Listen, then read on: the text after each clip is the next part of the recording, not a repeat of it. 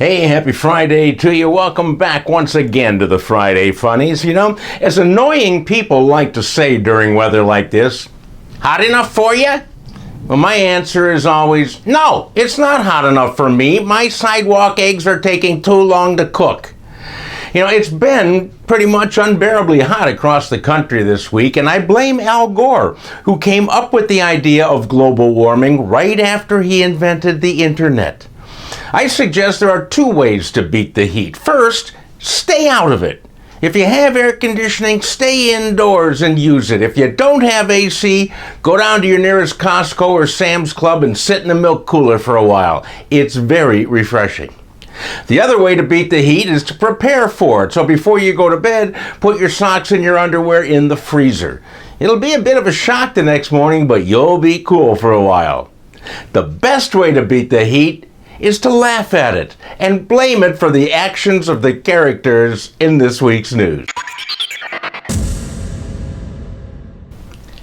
In Taiwan, a sushi restaurant called Sushiro ran a 2-day promotion last year where people who were named Salmon could get free all-you-can-eat sushi for a year. To their surprise, 331 people changed their names to take advantage of the offer. They changed to names like Salmon Dream and Dancing Salmon, among others. But now that the year is over, the Salmons want to change back to their regular name. Unfortunately, the Taiwanese government only allows citizens to change their names 3 times, and many of these sushi fans used their last change, which means they're stuck with the Salmon name from here on. So best of luck to Salmon Davis Jr., Salmon Dave, and Salmon Chanted Evening.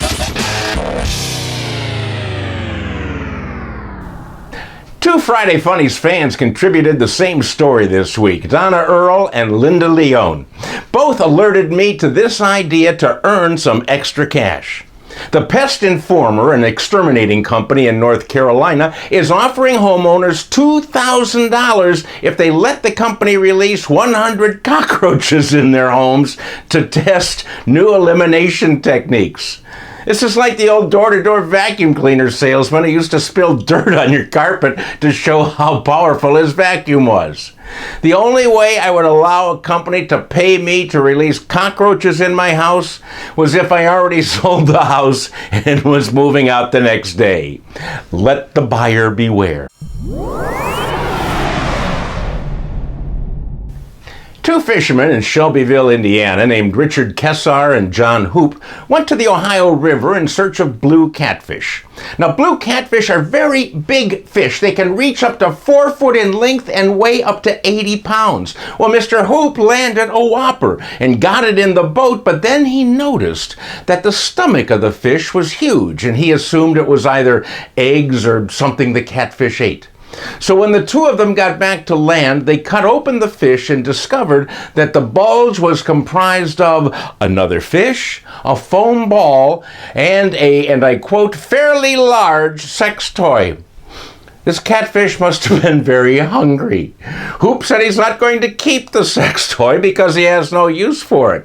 But if you recently lost your fun fellas in the Ohio River, contact John Hoop. That's it for another week, my friends. Please try and stay cool in all of this heat. Have a wonderful weekend. Happy Father's Day to all of the fathers out there.